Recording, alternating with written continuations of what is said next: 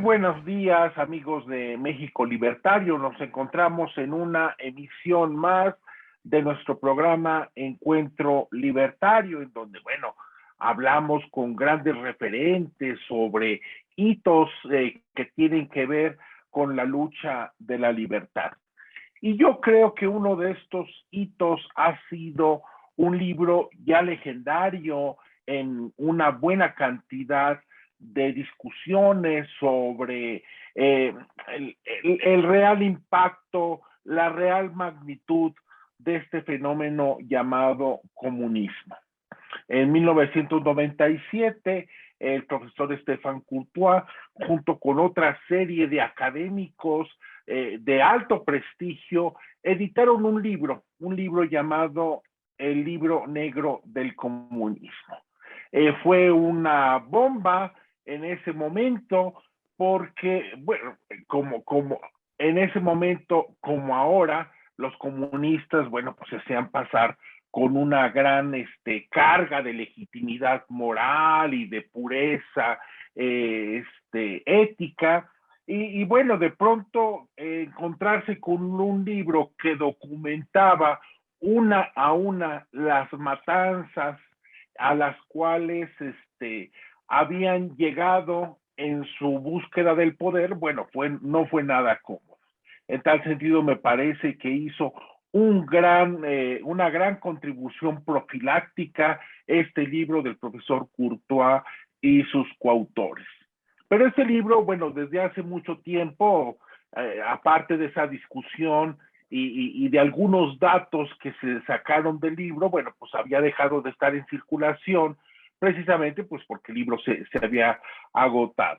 Hace unos meses, la editorial Arsalia de España volvió a editar esta obra magna, que es realmente una obra magna, porque es realmente un libro muy grande, muy importante como para tratar de editarlo nuevamente, y lo hizo de la mano de Ricardo Arzola, el cual, bueno, pues es editor, escritor, historiador, tiene varios libros, ojalá nos platique un poco de estos libros que él tiene, y consideramos que era muy importante precisamente entrevistarlos, a qué lo motivó a esta nueva edición, qué nos dice todavía el libro negro del comunismo, varias décadas después de haberse escrito, 25 años después de haberse visto la luz por primera vez.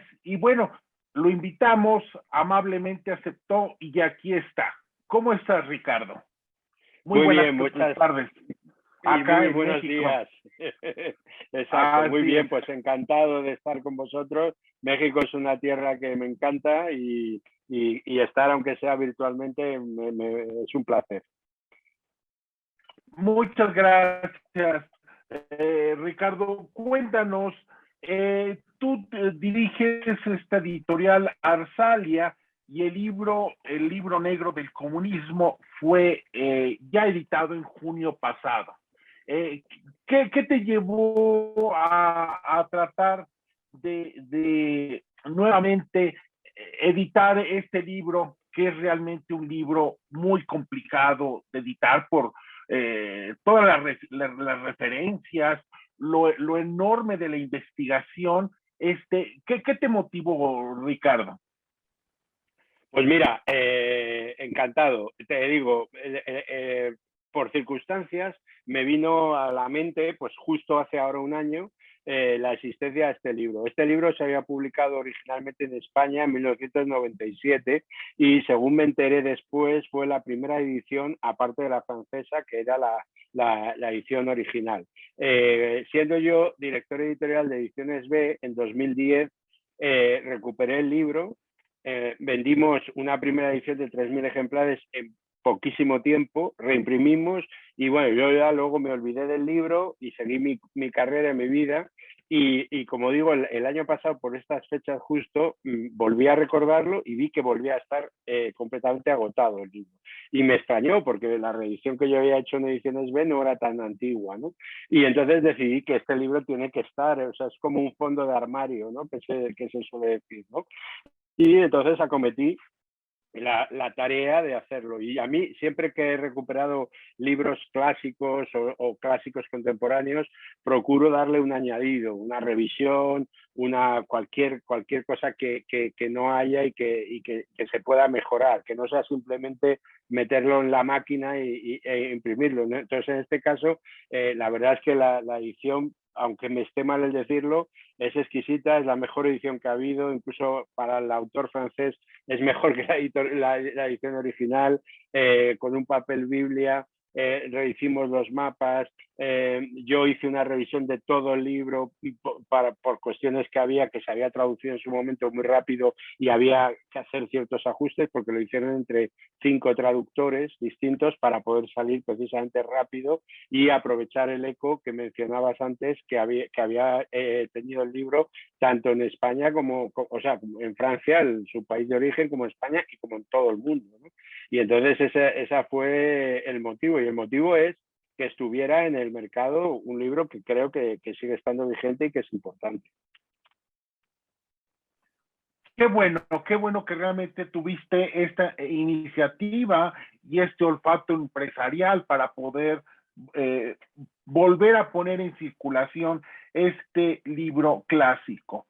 Cuéntanos, ¿cuáles son estas? Tú hablabas y he escuchado las notas, yo no conozco la edición, yo tengo la edición del 97 precisamente, y bueno, cuando me enteré que lo estaban editando nuevamente me llenó de gozo, pero no conozco la edición. ¿Cuáles son estas mejoras que tú introdujiste en tu edición, Ricardo? Bueno, para empezar, estos libros de tantas páginas, el libro en mi edición tiene 1100 páginas, ¿no? Estos libros de tantas páginas, lo que a veces hacen los editores puede ser chapuceramente, es reducir el cuerpo de la letra para que quepa más texto en las páginas, con lo cual, si el libro ya de por sí es muy voluminoso, y tiene una lectura de muchas páginas, si encima reduces el cuerpo, haces que la lectura sea mucho más fatigosa. Entonces, para poder mantener el mismo cuerpo de letra y que se lea como cualquier otro libro, lo primero que hicimos fue aumentarle el tamaño del libro. Para que no se fuera a 1500 páginas, ¿no? Que también hubiera sido engorroso. Y entonces el tamaño del cuerpo de la letra es muy legible.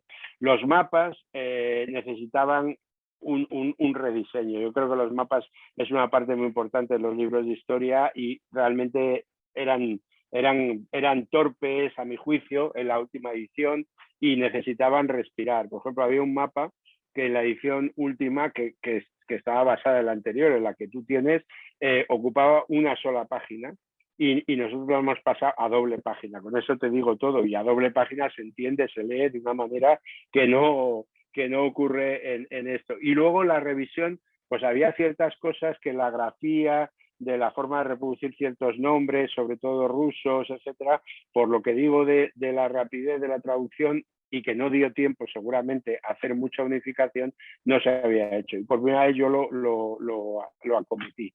Y también hicimos una mejora sustancial en las imágenes del libro, porque el libro lleva 2 encartes de ilustraciones y esas ilustraciones, aunque las imágenes históricas tienen el valor documental y a veces no son muy buenas en cuanto a la calidad técnica, pero valen como documento. Sin embargo, nosotros siempre intentamos que ese documento pues, se reproduzca lo más posible y muchas veces están como las imágenes lavadas, ¿no?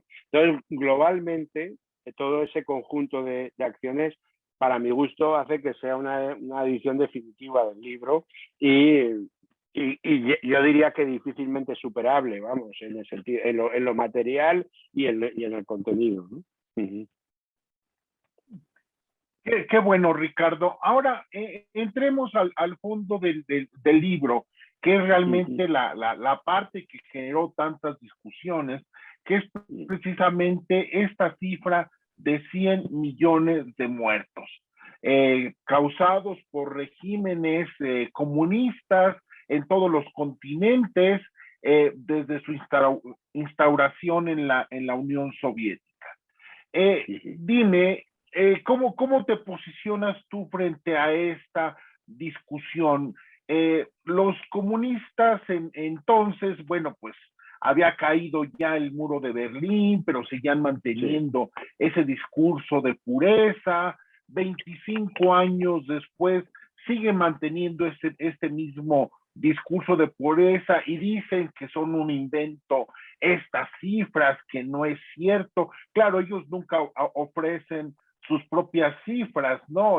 Siempre se dedican a denigrar las del libro, pero nunca ofrecen sus cuantificaciones. ¿Cómo ves tú esta discusión desde tu punto de vista? Mira, ahí te diría varias cosas. En primer lugar, yo sabía que esa era una de las cuestiones por las que más se había criticado el libro. Y he tenido la suerte, el privilegio de tener un contacto directo por email con Courtois para todo este proceso, para entrevistas, para determinadas consultas. Y entonces le pedí un prólogo, que eso se me olvidó antes. Le pedí un prólogo para esta edición, porque cuando la del 2010 no salió con prólogo, o sea, fue cogerla del 97 y sacarla tal cual. Pero esta vez, como tenía esa pretensión de edición definitiva, yo me puse en contacto y le dije, hombre, Estefan, como vamos a hacer esta edición y ya han pasado casi 25 años, quizá convendría, aunque fuera un prólogo breve, que tú pusieras en contexto la edición y lo que ha sido el libro 25 años después, ¿no? Y efectivamente lo hizo y está muy bien y es una de las grandes piezas diferenciadoras respecto a las ediciones anteriores. Y entonces yo le sugerí además que en el prólogo, en vez de eludir la cuestión, le entrara a la cuestión como tiene que ser y que dijera, tú sabes que, le dije yo, tú sabes que la mayor crítica que se le ha hecho al libro ha sido el de la exageración de las cifras. En aquel momento no contestabas porque el libro era lo que se estaba criticando. Tú no contestas desde el libro, contestas desde una entrevista. Entonces, ¿por qué no lo pones ahí? Y me dijo él, y está en el prólogo, me dijo, mira, no solamente 25 años después suscribo los 100 millones, sino que seguramente son algo más. Evidentemente no pueden salir 10 millones de debajo de tal, porque en ese sentido, pero me habló, por ejemplo, de que investigaciones que había habido en Rumanía, tal, con lo cual, pues quedaban algunos muertos más. Con lo cual, ¿qué quiere decir? Que no solamente no quita ni uno de 100, sino que además, si hubiera que poner, habría que poner alguno más. Tampoco quiero exagerar, no digamos que otros 100, ni 50 más, ni 10 más. Simplemente que la cifra se consolida. Eso por lo que aparece en esta edición y por lo que me dijo Estefan Courtois. Pero yo hago una reflexión, que es que hay veces que hay que llevarlo así. Digo, el holocausto judío, ¿no? ¿Quién niega el holocausto judío? Hay una minoría de taraos, si me permite la expresión, que todavía niega el holocausto judío. Se fija la cifra en 6 millones, que tampoco se puede fijar a la unidad. Pero yo la pregunta que hago, llevándolo al holocausto, y luego volvemos a los 100 millones, si hubiera habido 3 millones de judíos, ¿el problema del holocausto sería distinto moralmente? Es la pregunta que yo hago. Para mí no lo es. Evidentemente no puedes decir que un muerto es lo mismo que 6 millones, porque hay que llevarlo al extremo. Pero lo que quiero decir es que aunque hubieran sido 50 millones, me parece que eso no cambia sustancialmente el problema. Y diría una cosa más, y es que qué pobre argumentación tienen los comunistas que quieren defender o que quieren criticar el libro, que no dicen, es que el libro es mentira y está dando una visión completamente distorsionada de lo que ha sido el comunismo, e intentar articularlo. No, lo que dicen es que la cifra es exagerada. O sea, eso es lo único que se les ocurre decir. Es un libro de 1000 páginas lleno, como dice, de crímenes, terror y represión, y la única crítica que se les ocurre hacer es que decir que 100 millones son muchos. Bueno, el autor, que es el que lo ha investigado, el conjunto de los autores dicen que sí, y a mí me vale. Pero digo, aunque fueran 50, lo único que se os ocurre decir es eso. O sea, Víctor, permíteme la confianza que acabamos de conocernos. O sea, si yo te digo que tú eres un ladrón y que has robado 10 carros y tú me dices, no, solo robé 5, por eso dejas de ser Es que es tan ridículo que no niegan la mayor, no niegan que sean ladrones, no niegan los asesinatos. Lo que intentan es, porque saben que las pruebas son abrumadoras, lo que intentan es minimizarlo. Y entonces, en su propia argumentación, me parece que se están quedando desnudos ante el problema. Vamos, es la lectura que yo he hecho del asunto. Así es, Ricardo. Aquí en México tenemos un político que, miembro de la coalición gobernante de izquierda, que bueno, dice, bueno, yo sí robé, pero robé poquito, ¿no? Precisamente este tipo de argumentación. No Sí, niega que sí. es un ratero, que es un ladrón, pero pues nada más fue poquito. Y Sí, claro, sí. ese poquito generalmente él dice que se destinó a buenas causas. En tal Sí. sentido, bueno, pues es exactamente el mismo argumento de los comunistas. No mataron tantos, mataron poquitos y fueron buenas causas en la consecución de sus sueños dorados, ¿no? Me parece que, bueno, tienes toda la razón cuando señalas que decir que solamente mataron 50 millones de personas, no mataron, asesinaron a 50 millones de personas, pues es realmente un argumento baladí, sin realmente recapacitar en la enormidad, en la monstruosa enormidad de lo que están planteando. Y me parece que todavía sigue esa actitud 25 años después. Esa argumentación de los 100 millones de muertos les echó a perder mucha parte del guión y siguen insistiendo en ese argumento de la magnitud desconsiderada, pero nunca entran al fondo de la cuestión, Ricardo. Me parece que sigue existiendo esa cuestión. Es que no se puede entrar, es que es una pila de cadáveres tan inmensa y tan que dura muchas décadas y que se extiende por todo el mundo con distintos grados de intensidad, es que no puedes ocultar esa pila de cadáveres, es descomunal y cada día lo que se va sabiendo no nos va descubriendo más muertos sustancialmente, como digo, pero sí que nos lo va corroborando. O sea, que ha sido un régimen siniestro allí donde ha existido y lo sigue siendo. Bueno, es una desgracia. Mira, ahora que Putin está tan de actualidad, se le atribuye una frase que dice: la desaparición de la Unión Soviética fue la mayor desgracia política del siglo XX. Y yo le contesto, ya que estamos en este momento, no, la mayor desgracia del siglo XX fue la fundación del comunismo real en la Unión Soviética en 1917 y todo el río de sangre que nos ha traído eso. Así es, Ricardo. Ahora bien, te podría comentar que a pesar de toda esta argumentación y estas cifras bien documentadas, bueno, el discurso comunista sigue su transformación y sigue campeando en el mundo. La llegada del señor Boric hace unos días en Chile a la presidencia, el señor Petro en Colombia, que también puede llegar a ser el presidente colombiano, y por no hablar de muchísimas otras expresiones, los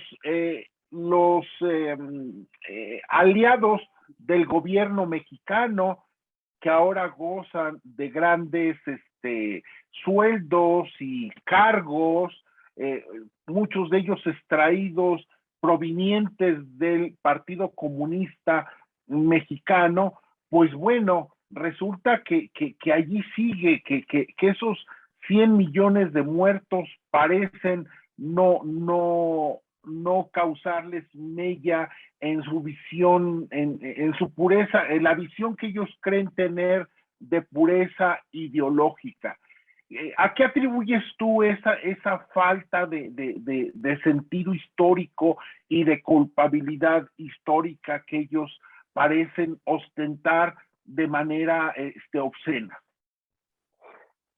Es una de las grandes preguntas, o sea, porque lo que es incomprensible es que que el comunismo haya sobrevivido a ese siglo como digo, como dice el subtítulo, de crímenes, terror y represión, y haya sobrevivido a su supuesto final, que en el 89, 91 pensamos que aquello se había acabado, aunque quedaba en China, quedaba en Cuba, quedaba en Corea del Norte, pero bueno, quitando el caso de China, pues que eran, digamos, casos pequeños y a extinguir, ¿no? Y sin embargo, no solamente no ocurre eso, sino que constantemente se mantiene, ¿no? Sin embargo, por ejemplo, lo que se usa mucho, no sé si en México también se hace, pero es lo del fascismo. Lo del fascismo parece que estuviéramos constantemente viviendo en el fascismo, que yo no sé dónde ven el fascismo. O sea, quiero decir, porque yo sinceramente no lo veo. Para mí el fascismo cayó, igual que te decía antes con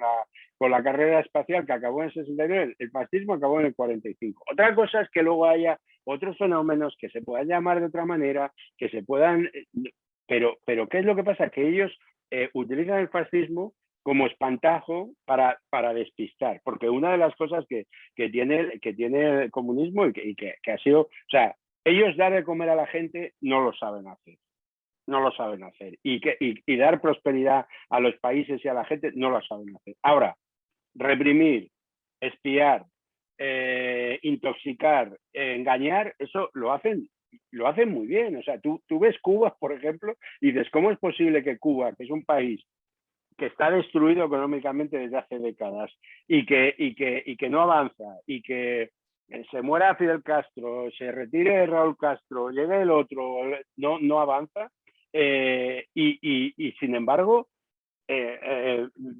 tiene uno de los servicios de seguridad más sofisticados del mundo, que lo llevan allá donde les dejan meter mano, ¿no? Entonces, bueno, que cómo lo hacen, que tienen esa superioridad, yo no lo entiendo, porque engañan a la gente, porque la gente estará desinformada y por eso yo también creo que un libro como este, más allá de que sea un negocio o que vendas o no vendas, es necesario y es importante que esté en la calle para que el que lo quiera ver lo pueda ver. O sea, tú no puedes coger ese libro que no está escrito por una sola persona sectaria, extremista, sino que son personas de reconocido prestigio, unos franceses, hay otro checoslovaco, otro polaco, que han estudiado esos temas, que tienen un prestigio y que se han reunido en eso, y descalificarlo simplemente porque es una cifra exagerada, o mantener que el comunismo es una ideología que pueda seguir defendiéndose a estas alturas del siglo XXI,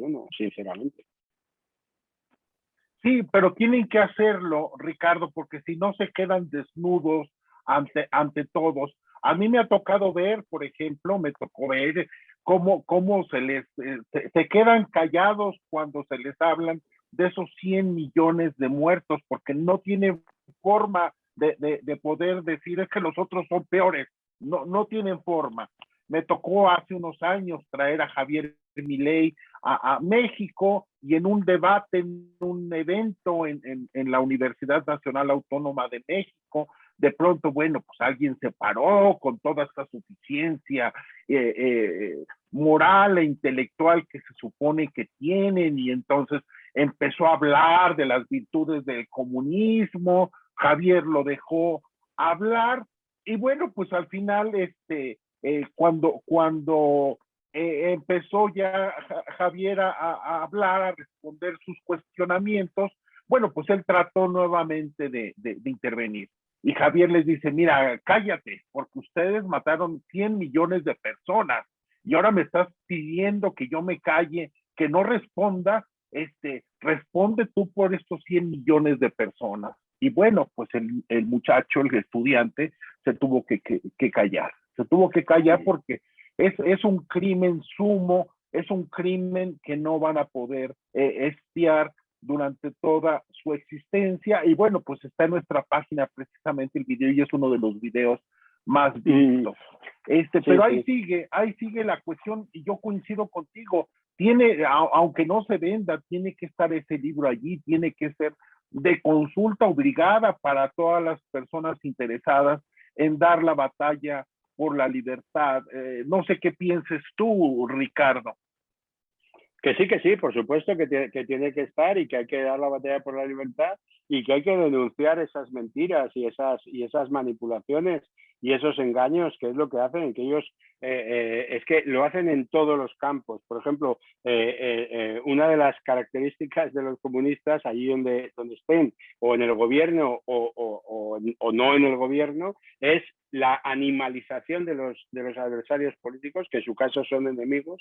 Animalización quiere decir que son gusanos, perros, animales, bestias, o sea, siempre el enemigo, eso es una forma que no es casual y que y luego efectivamente el insulto y la descalificación de los que no hay, eso se ha visto en todas partes, o sea, en Cuba se llama gusanos a los que se fueron exiliados a Miami, en la Unión Soviética eran los enemigos del pueblo, que es la paradoja, o sea, el pueblo era el enemigo del pueblo, ¿no? O sea, pues usted me dirá, ¿no? Y así sucesivamente, o sea, lo que hay que es ser, en cierto modo, militante contra ellos, no dejarles pasar sus mentiras, sus engaños y confrontarlos, como en este ejemplo que tú me decías, confrontarlos y decir, a ver, explíquemelo usted, o sea, porque no hay argumento. Yo creo que ellos perdieron una gran oportunidad en el 89, en la caída del muro, en la desaparición simbólica con esa caída del muro, del comunismo en Europa, etcétera, para o bien haberse ido a sus casas, metafóricamente hablando, tranquilos y recomponerse, que quizás es lo que tenían que haber hecho, y luego haber renacido de otra manera, ¿no? Habiendo hecho toda esa purga, esa reflexión de lo que había ocurrido, o bien que hubiera pedido perdón, en cierto modo. Yo recuerdo que al que era secretario general del Partido Comunista en España, que ahora está muy diluido, porque ahora está en una agrupación electoral, que a su vez se unió con otra, con lo cual ya realmente la representación del Partido Comunista no se ve, no es simbólica, pero aún así a hace unos años le preguntaron que si él tendría el famoso tema del perdón, que yo el perdón que está muy vigente también en México respecto a los españoles, ¿no? Que si hay que pedir perdón, que si la Iglesia tiene que pedir perdón por los casos de abusos de niños, que si España tiene que pedir perdón por la conquista, etcétera, etcétera.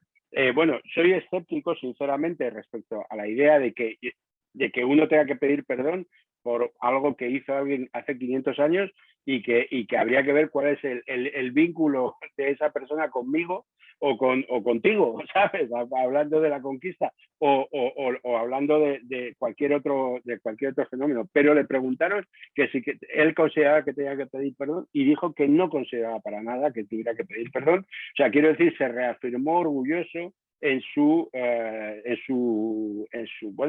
lo que representa el comunismo y ellos lo dicen así y o sea, les cuesta soltar amarras con probablemente una de las dos peores cosas que han ocurrido en el siglo XX, claro. Sí, pero no solamente les cuesta pedir perdón. En el caso de México, que utiliza el presidente López Obrador esa figura retórica solamente para tapar sus incompetencias y su fracaso año tras año, bueno, se entiende, pero no se justifica. Pero en el caso de los comunistas, no solamente son incapaces de ese perdón, de ese reconocimiento de culpas, aunque no sean de ellos, sino de Stalin, de Lenin, de Pol Pot, de quien sea, sino que además los exhiben, los ostentan. Es indignante ver estas manifestaciones en Ciudad de México, en España, estos actos del señor Garzón, en España, poniendo en magnitudes epopélicas a Stalin, o los rescoldos del Partido Comunista aquí en México, hablando todavía de que México necesita comunismo. Bueno, es que no les queda otro argumento, y me parece que este libro que tú muy valientemente editaste, pues representa un mentis histórico a esta pretensión, Ricardo. Pues sí, muchas gracias. Yo creo que que hay que hacerlo y que hay que vencer con la palabra. O sea, los que estamos enfrente del comunismo no somos violentos, no queremos matar a nadie, ni siquiera a los comunistas, pero tampoco queremos bueno, que sigan campando a sus anchas y diciendo cosas que no son verdad y con el peligro de una vuelta atrás, ¿no? Porque lo propio de Ucrania, o sea, no olvidemos que Putin era coronel del KGB y el KGB era la institución de seguridad, bueno, llamada de muchas maneras a lo largo de la historia soviética, pero bueno, al final todas vienen a ser lo mismo. Entonces, no es una cosa que esté tan lejana de nosotros. Es decir, que hay una persona que ha devuelto la guerra. No, todas las guerras son importantes. Yo soy contrario a esta visión eurocéntrica, ¿no? De que si alguien muere en una ciudad europea es una tragedia y si mueren 100 en una ciudad del resto del mundo no pasa nada, ¿no? Para mí todos los muertos son iguales, indudablemente, y todos somos iguales, pero es cierto que, claro, que es una potencia nuclear. Y si México tiene un conflicto con Colombia, pues ni México ni Colombia son potencias nucleares. O sea, no es que México sea menos importante, sino que no es potencia nuclear, igual que si es España, que tampoco lo es, ¿no? Entonces, o sea, nos ha devuelto imágenes del pasado con esta guerra una persona que fue coronel del KGB. Por lo tanto, no estamos tan lejos de cosas que son del comunismo y del que no sabemos qué es lo que piensa. Bueno, sabemos que quiere recuperar el pasado glorioso de la Unión Soviética. O sea, bueno, que está más cerca de ese modelo que del modelo liberal occidental en el que nosotros nos movemos y que creemos que debería ser aspiracional, ¿no? Claro, y es como también un aviso para el futuro, Ricardo. Es un Sí. aviso del futuro en el sentido de que, por ejemplo, si Putin, que después de haber sido este represor que se le conoce en su vida antes de llegar al poder, bueno, pues imaginémonos a los cubanos cuando algún día llegue la democracia a ese país que algún día llegará. Bueno, pues imaginémonos a alguno de estos coroneles de los servicios de inteligencia cubanos, represores, asesinos a sangre fría, de pronto ya transfigurado como el presidente de la nueva República Cubana. Ese es el riesgo. Si no se les desnuda, si no se les exhibe, precisamente vamos a encontrar muchos Putines en nuestro futuro. Efectivamente, totalmente. Sí, sí. Ahora bien, Ricardo, sobre el libro, ¿dónde se localiza? ¿Qué redes de distribución tienes? ¿Cómo se pide desde México y los países de América Latina para la gente que, bueno, pues ya no encontró ediciones, la del 97, yo tengo todavía, te decía, la del 97 y una que encontré y la regalé, pero quien quiera conocer este libro y la extraordinaria prosa de estos coautores de la publicación, ¿cómo puede pedirte ejemplares? Mira, Víctor, yo tengo una distribución en América que es una empresa española que lleva Libros a América bajo pedido. Es decir, que cuando un librero tiene demanda del libro, lo pide y que se llama Cauce y los libros llegan, porque yo soy una editorial chiquita y no puedo tener una distribución potente en América como tienen otros. O sea, a veces se nos olvida que si tú colocas España en México cabe 30 veces o 40 o 50, o sea, esto es, somos, y América es un continente inmenso y es muy difícil estar bien y estar en todas partes. Ahora bien, una cosa maravillosa que nos ha traído el progreso es el libro electrónico. Y el libro electrónico, la página web de Amazon, por ejemplo, por decir la más famosa del libro electrónico, pues te lo puedes descargar y además tiene una ventaja, que el precio del libro en papel en España, cuando llega a América, desgraciadamente, a pesar del descuento que hay entre medias, se multiplica, con lo cual teniendo en cuenta la diferencia de poder adquisitivo entre España y otros países de América, se hace todavía más prohibitivo. Sin embargo, el libro electrónico cuesta lo mismo acá que allá y es un precio, pues yo diría, muy competitivo. Estamos hablando de 13 euros, que no sé si son 13 dólares o es un poco más, ¿no? Pero que para lo que valen los PDFs y realmente te lo descargas inmediato y lo tienes ahí. Evidentemente, a los que amamos los libros, pues nos gusta más el libro en papel, pero que si ahí llega muy caro o no llega o es más complejo, yo animaría a una descarga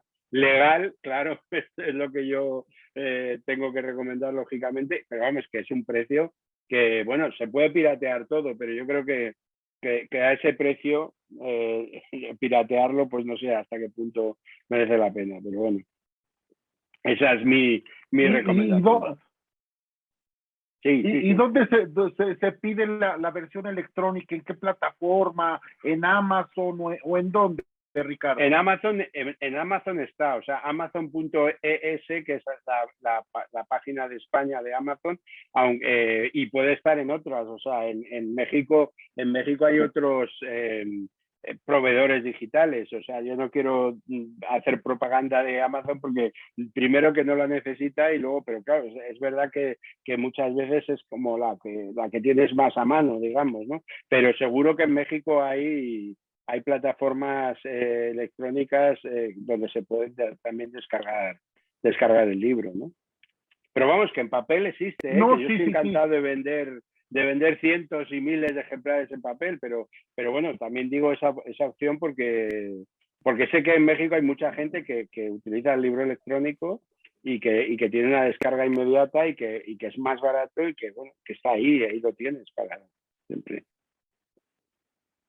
Claro, y además, bueno, el costo de transportación de un libro tan voluminoso, bueno, Sí, seguramente la mensajería es bastante sí. cara. Entonces, la opción del electrónico en Amazon o en otra que también he visto que Mm. muchas editoriales libertarias utilizan y de manera muy eficaz, Mercado Libre, me parece Ajá, que son buenas sí. opciones, ¿no? Sí, sí, sí, exacto. Ahora bien, bien, yo solamente una pregunta y ya estamos finalizando, Ricardo, Ujú. pero me ha quedado siempre la duda. Yo te la planteo, a lo mejor tú consideras que es un anatema, pero considerando lo siguiente, mira, sabiendo que en general la gente en la actualidad pocos leemos, poca gente lee, poca gente ya tiene un aprecio por el libro, me refiero en términos proporcionales a la población.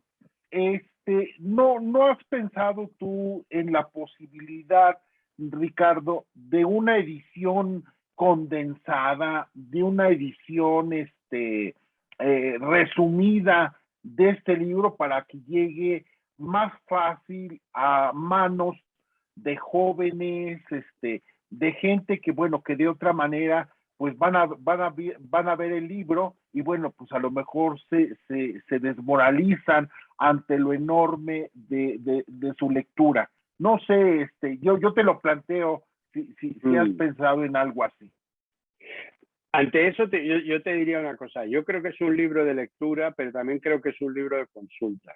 Entonces, ante la gran extensión, yo lo que plantearía es que es un libro que se puede abordar claramente por partes. Primero, hay una gran parte que es la Unión Soviética y especialmente desde su origen hasta la muerte de Stalin, que es el periodo más sanguinario con gran diferencia. Y luego hay historias de otra serie de países europeos, entonces España de la Guerra Civil, etcétera, etcétera, y posterior. Y luego está un gran capítulo de América, ¿no? De América Latina, ¿no? Que fundamentalmente, claro. Y luego también está África, está Afganistán. O sea, el libro es realmente enciclopédico, pero se puede abordar también de esa manera. Por ejemplo, un lector mexicano, a lo mejor, digo, no lo sé, pero arranca y empieza por la parte americana. O sea, no hay que pensar tampoco que tengas que leerlo desde el principio hasta el final en esa parte. o si quieres ir a Stalin, pues tienes Stalin, quiero decir, te puedes concentrar en eso, ni siquiera tienes que ir a toda la parte soviética, ¿no? O sea que también se pueden hacer incursiones.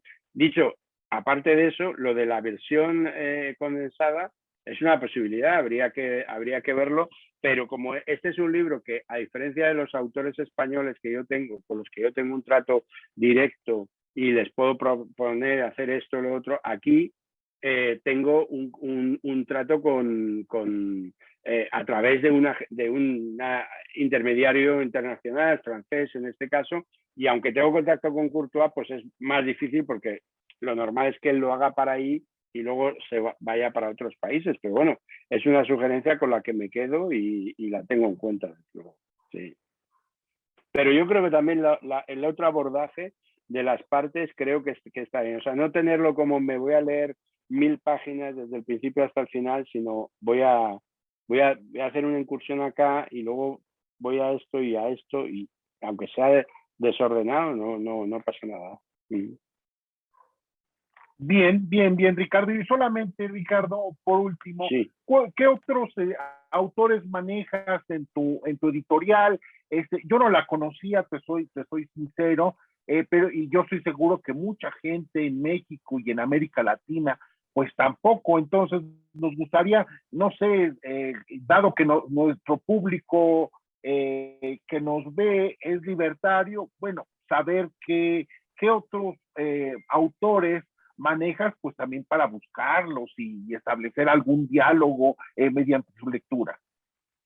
Bueno, yo tengo un catálogo, o sea, fundamentalmente de historia y un catálogo mixto porque tengo una mitad que es muy española, que supongo que a un lector mexicano o latinoamericano no le interesará o seguramente no le interesará, pero luego tengo una parte internacional que me consta además que se vende bien en América.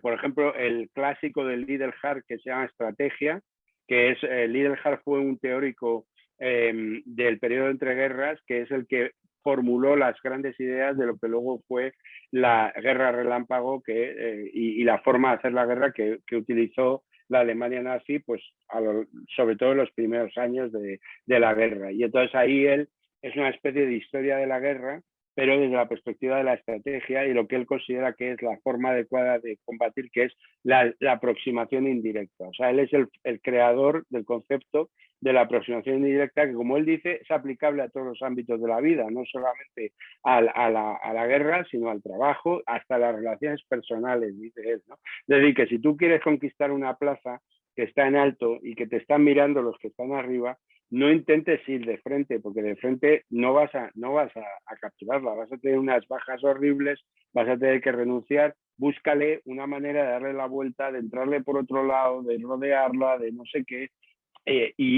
Bueno, y un poco ese concepto lo aplica a lo largo de la historia y es un libro maravilloso que se vende constantemente, ¿no? Y qué otras cosas. Bueno, un médico, el que fue médico de Churchill durante bastantes años de su vida, o sea, el que le decía a Churchill que no fumara tantos puros y que llevara una vida más sana, que se llama Lord Moran, hizo un libro que se llama Anatomía del Valor, que es maravilloso, un libro en este caso bastante breve, donde basándose en sus experiencias de combate en la Primera Guerra Mundial, donde fue médico de primera línea en las trincheras, hizo un análisis y un estudio muy agudo, muy interesante sobre el valor en el ser humano, y que tiene una aplicación más allá de que él se inspirara en el combate de la Primera Guerra Mundial, tiene un valor universal y tiene ideas muy, muy interesantes, como decir que el valor es como una cuenta corriente en el banco, es decir, que no es ilimitada, que el valor, igual que una cuenta corriente, se puede acabar vaciando, ¿no? Y que un hombre se puede quedar sin valor porque ha sido sometido a mucha tensión y a mucho estrés etcétera. Y bueno, y esa me parece que es muy, muy interesante también. Y bueno, por ejemplo, uno reciente que se llama Homo Bellicus, y que es precisamente una historia de la guerra, de la humanidad a través de la guerra. Esto es un autor español, pero no es un libro español porque habla de la guerra en toda la historia, y en todas las épocas, pero desde la perspectiva más hispana, por así decirlo, que no anglosajona, que es siempre como nos lo venden, como esto es la norma, ¿no? Y detrás de esa norma están sus propios, supongo, prejuicios y sesgos, igual que los tenemos todos, pero ellos han conseguido, en otro orden distinto, como los comunistas, que nunca acaban criticando, pues estos nunca acaban diciendo, no, si es que esto también tiene un sesgo y los anglosajones hay episodios que no contemplan, etcétera. Y bueno, y no sé, ahora mismo, por ejemplo, mañana pongo a la venta un libro, también internacional, aunque el autor sea español, que son discursos históricos y que toma exactamente desde el Pericles, el Sermón de la Montaña, hasta llegar a Mandela. Y lo interesante del libro es que el autor no simplemente reproduce el discurso íntegro, que además en muchos casos lo ha traducido él del latín, del griego, del alemán, del inglés, pues, sino que él lo explica, o sea, explica por qué se dio este discurso, cuándo se dio, quién lo dio, y luego explicar, o sea, desmenuzar el discurso, es decir, esto es esto, con lo cual tiene una lectura histórica, pero también tiene una lectura contemporánea de saber cuáles son las claves y los elementos importantes de los discursos. Y por último, te podría hablar de montones, ¿no? Pero por último, en el mes de abril publico, y también es un rescate en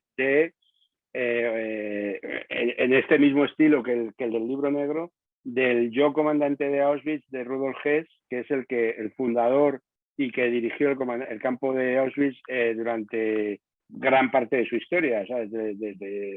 Excepto unos meses del 43 y que estuvo fuera. Y bueno, y es un libro impresionante que también está descatalogado, también está desaparecido, y que yo lo rescato porque es otro de esos libros que tienen que estar, ¿no? Y es un documento histórico único, porque es un hombre que es responsable a lo mejor de 1 millón de muertos, ¿no? O sea, que hubo en el campo de Auschwitz, y pocas veces un asesino de esas dimensiones ha dejado constancia de contar cómo él vio el asunto, y no lo niega, o sea, en absoluto lo niega, y bueno, y con un prólogo, eso sí, de Primo Levi, que fue un superviviente de Auschwitz, precisamente, ¿no? Bueno, hablando de mi libro me emociono y podría estar horas, ¿no? Pero eso es un plantel de libros que a lo mejor puede interesar a un lector mexicano o latinoamericano, sí. Pues muchas gracias, Ricardo. Realmente ha sido muy interesante, bueno, conocer tu labor como editor, conocer un poco más de esta nueva edición, y que yo invito al lector mexicano, al libertario iberoamericano, a acercarse a este hito que fue hace 25 años y sigue siendo aún en la actualidad, el libro negro del comunismo, coordinado por el profesor Stephen Courtois. Bueno, yo te agradezco mucho, Ricardo. Le pido también a la gente que, bueno, que busque a la editorial en sus fondos editoriales. Y yo te agradezco mucho, Ricardo Artola, bueno, pues tu tiempo, tu amabilidad al aceptar la entrevista. Y bueno, pues yo estoy seguro que vamos a poder después encontrar alguna forma de difundir más aún esta publicación entre los libertarios mexicanos y latinoamericanos. Me alegro mucho. Víctor, encantado, y ha sido un placer estar contigo hoy.